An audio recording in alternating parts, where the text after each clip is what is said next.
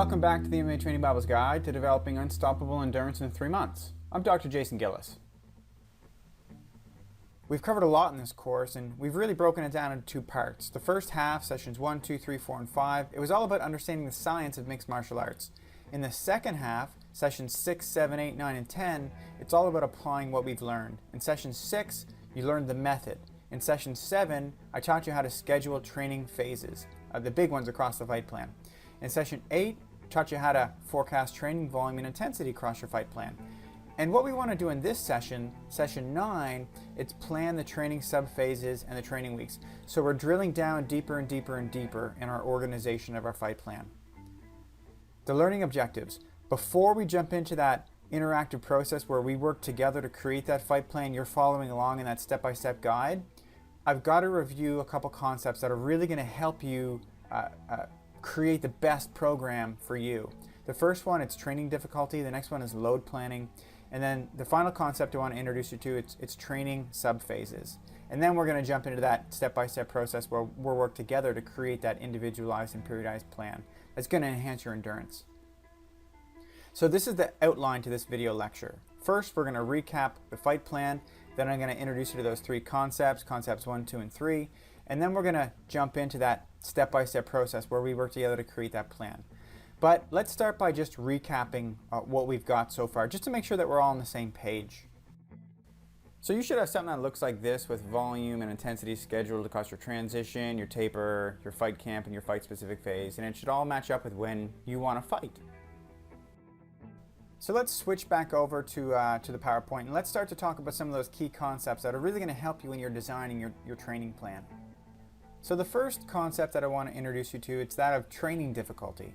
And let's just work our way through this little diagram here. So what we're seeing on the horizontal axis here, this is training weeks. So let's say you've got 4 training weeks planned. And normally when you lump a couple training weeks together, that's referred to as a sub-phase. Or at least the MMA Training Bible refers to it as a sub-phase. And sub-phases can last to a couple weeks, to more than a couple weeks. But we'll talk more about that next. So in any case, we're looking at training weeks here. So we have week 1, 2, 3, and 4. And we lump those all together in one phase, sub-phase. And what we're looking at on the vertical scale, it's training difficulty. So it's the training difficulty that exists in each of these training weeks. And training difficulty, it can range from no training at all to very low level of training difficulty to low, medium, high, and then a very high level of training difficulty. So the thing that I want to mention here is the concept of training difficulty. It's a little bit of a difficult concept to grasp because there's a lot of things that influence training difficulty. If you think about it, it could be the number of intervals that you perform in a given session. It could be the intensity that you're working with in that session. It could be the number of practice sessions that you have in the run of a day. Maybe you have a morning session and maybe you have an afternoon session. It could be the number of sessions that you have in the run of a week. So all of these things can influence your training difficulty, and you do manipulate all of these things to influence your training difficulty. So what you can see here is training week number 1. It has a training difficulty of low, and then the training difficulty increases in week 2 a little bit, and then it increases in week 3, and then it drops down in week 4. And this is a characteristic sort of sub-phase or development over 4 weeks or so. And so how you apply this concept is maybe in week 1 you have 1 session a day, if that's your level.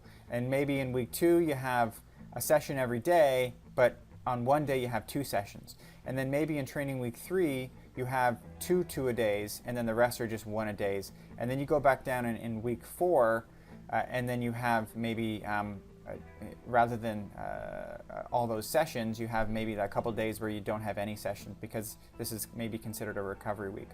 So this concept of training difficulty, it really guides how we plan on a weekly and monthly basis, and it's the first important concept that you need to grasp. The next concept that I want to introduce you to, it's that of load planning. Now, load planning, you could really break it down into, it's the ratio of work weeks where you're training hard versus that of recovery weeks. So when we look at load plans, we're talking about how many work weeks there are versus recovery weeks in each subphase. So you can have a load plan of 1-to-1, and that could be a whole subphase. And so in this case, the first training week, it's going to be a work week, or you're going to be working hard. And then the second week, it's a recovery week. Now, you may ask yourself, well, why do we have recovery weeks? Well, notice that in every case, in every subphase, we're always going to have a recovery week at the end of the subphase.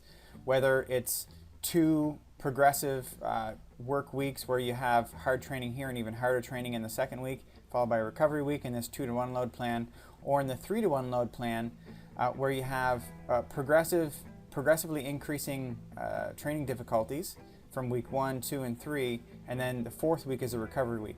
You always have the recovery week. The reason why you have that recovery week is because it assumes that you're building up fatigue during this first week, and you need to restore yourself. You need to recover. Now, this is one of the most important concepts in periodization, and this is one of the things that most people don't do. They don't build in recovery weeks because there's such a pressure to train hard all the time, and there's a perception on behalf of your coaches and your training partners that if you're not training, you're not going to be adapting. But in all honesty, this period of recovery, this is when probably most of your adaptations will start to present. So you need to have this recovery week. If there's one lesson you learn from this whole series, it's that you need to build in recovery weeks. So this is the concept of load planning. It fits into various sub-phases, and basically, this is what you're going to be programming in right across your fight plan. And I'm going to show you how to do it. Sometimes we're going to be using sub-phases with a 3-to-1 loading plan. Sometimes we're going to be using sub-phases with a 2-to-1 loading plan. And sometimes we're going to be using sub-phases with a 1-to-1 loading plan. So now I hope you understand the concept of load planning. It may seem a little bit fuzzy, and training difficulty. That concept may also seem a little fuzzy. But we're going to apply this stuff coming up in the next couple slides, and hopefully by the end of this series, this lecture, everything will be very, very clear, and you'll have that concept down. The next concept that I want to introduce you to, and the last concept, concept 3, it's that of subphases. There are different types of subphases. So we already mentioned that you should always segment your training into subphases. Well, there are actually a couple of different types of subphases that you should be segmenting your training into. One is called the developmental subphase. Another one is called a shock subphase. Another one is called a taper subphase. And then the final one I want to introduce you to is called a transition subphase. And I'm sure you can kind of guess where some of these go. You know that the taper subphases are going to go in the taper period.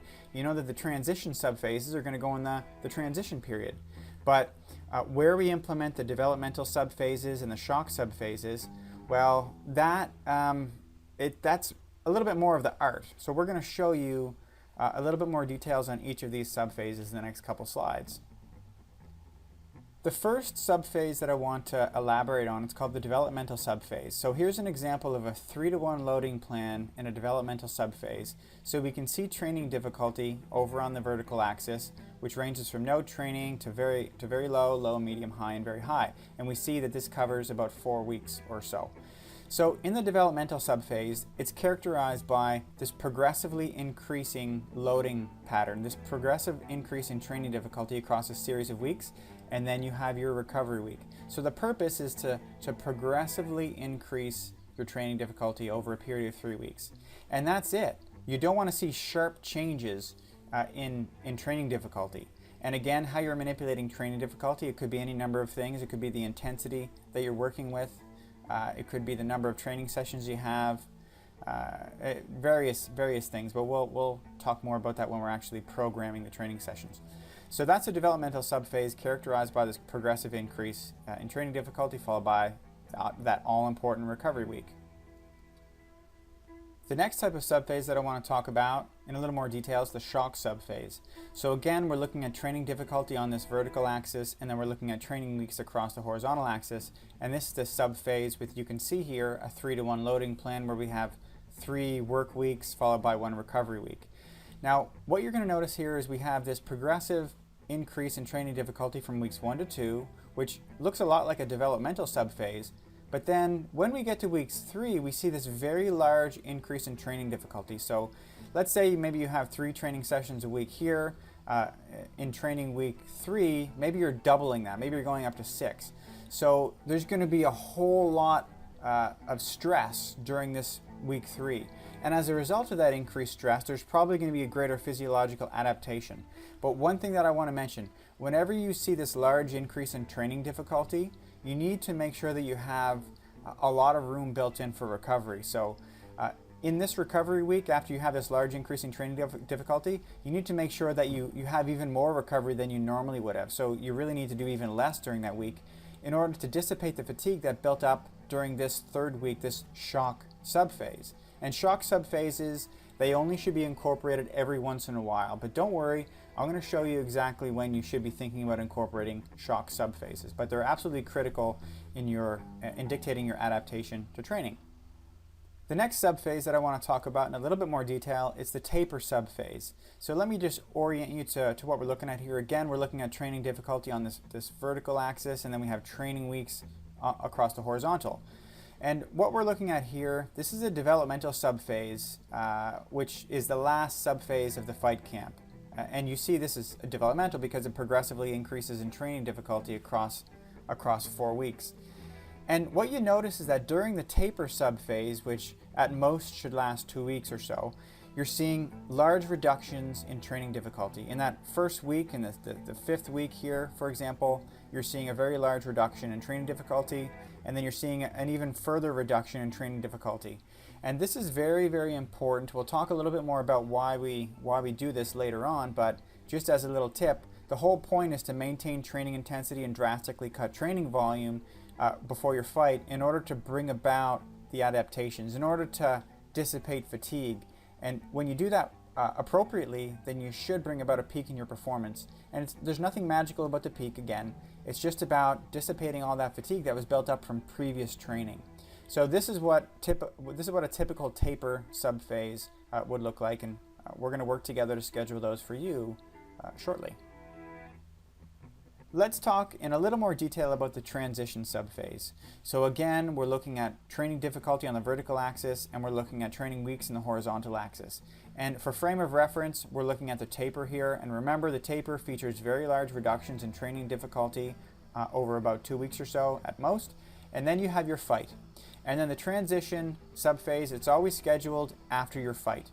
And the length of the transition subphase, it really depends upon primarily how many injuries you have and the severity of those injuries. So if you've broken a bone, the transition subphase is going to be much longer than a couple weeks. But if you have a fight coming up in a very short period of time, then the transition, maybe it's going to be a little bit shorter. But in general, it's maybe a couple weeks or so. So here's an example of a 4-week transition. And the whole point of it is to start off with a very, very low level of training difficulty. And there's a couple different types of activities you should do and a couple types of activities you should avoid. Mainly sport-specific activities you want to avoid, and you want to do those things that you used to do before maybe you started training so seriously in MMA, like maybe you like rock climbing. So you do all these sort of fun things, but you're still being physically active. But we can talk more about that later on. Now, again, this may look like a developmental training subphase, but there's a key difference. In general, the training difficulties are much lower in the transition subphase. And the differences between weeks, it's going to be much smaller. So you're going to see much smaller increases in training difficulty across the transition subphase. And after the transition subphase, you're transitioning into your new fight camp.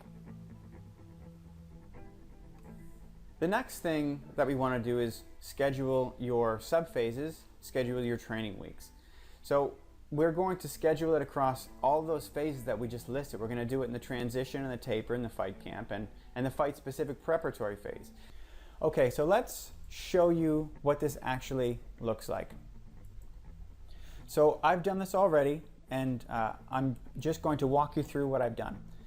So the first thing that you need to do is number off your subphases. Just count them off. 1, 2, 3, 4, and we can move over 5. So we have a total of 5 subphases. Also do that for your training weeks. Start off counting 1 and then just count right up all the way over right to the end. So you see here we have a total of 18 training weeks. And then from there we want to start classifying these subphases. So first thing you do is just for those transition phases, you want to have a transition subphase. Very, very easy. Don't even need to number your transition weeks. I don't really see the point, but it's up to you. And then we work our way backwards. So we've had the fight, and then we have the taper phase, and then that's also going to be associated with a taper subphase. And that's going to be composed of peaking weeks. So weeks 14 and 15 are for peaking. And then we work our way back to the fight camp, and the first thing that I like you guys to do is schedule in the first subphase as a shock subphase for your fight camp, because we're trying to shock your system, physiology, and your psychology. Hopefully we'll bring about adaptations through this high intense training period in the first 4 weeks of the fight camp that will present before your fight. So that's called a shock subphase, and these are going to be shock training weeks that are in it, followed by a recovery week. You got to have these recovery weeks, they're pretty important. And then for the final subphase of the fight camp, it's going to be a developmental subphase, which features developmental training weeks, which are going to build in intensity over time. Normally, I would suggest that you include a recovery week at the end of this developmental subphase. But you're going to be having a 2-week taper period here, so it's my view that you can keep on increasing in a stepwise progression. You could put a recovery week here, but I would worry that maybe you're not training as hard as you should be, and I really don't want to see any detraining there. So for that reason, I like to see a 4-week subphase there. Some people might also argue that, hey, why don't you do a 2-week plan where you have developmental, rest, developmental, and rest. But that's really up to you to identify. And then we have our fight-specific preparatory phase. And the point of the fight-specific preparatory phase is just to fit in one developmental cycle. And this is going to be kind of a long cycle. It's going to be starting with 1, 2, 3, 4 developmental training weeks followed by a recovery week.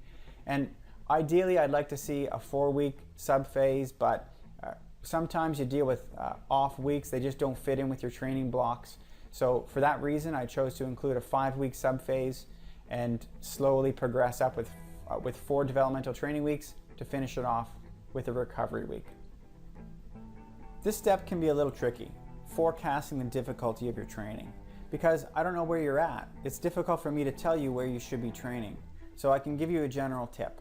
I think that you should try to start with a low level of training difficulty and progress according to exactly how you laid out your subphases in your training weeks. So the best thing to do is for me to just show you how I do it. I've already gone ahead and I've added the training difficulty on a weekly basis.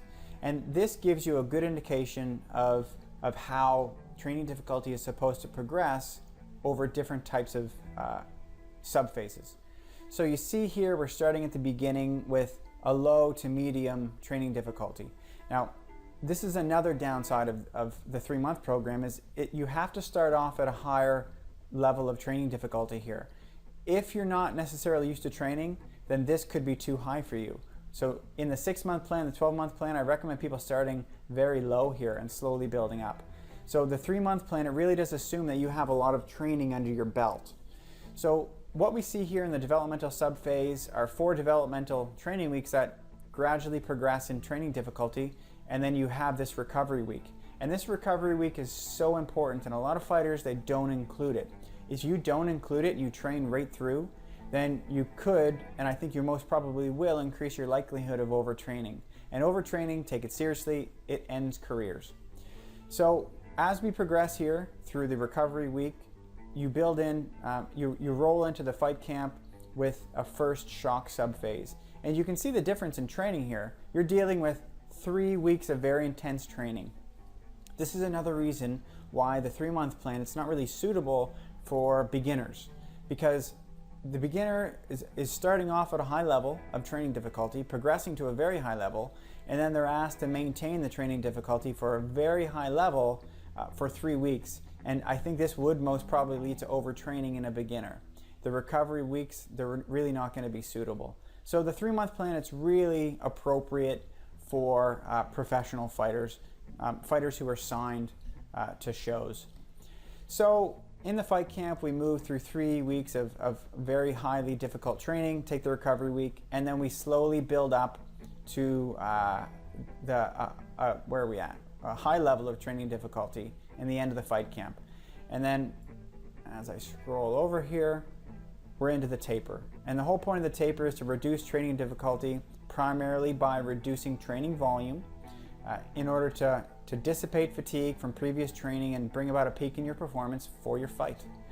And during the transition, we see that after your fight has happened, then you're going to start with a low level of training difficulty that progressively increases to still low, and this sets you up for your next fight plan.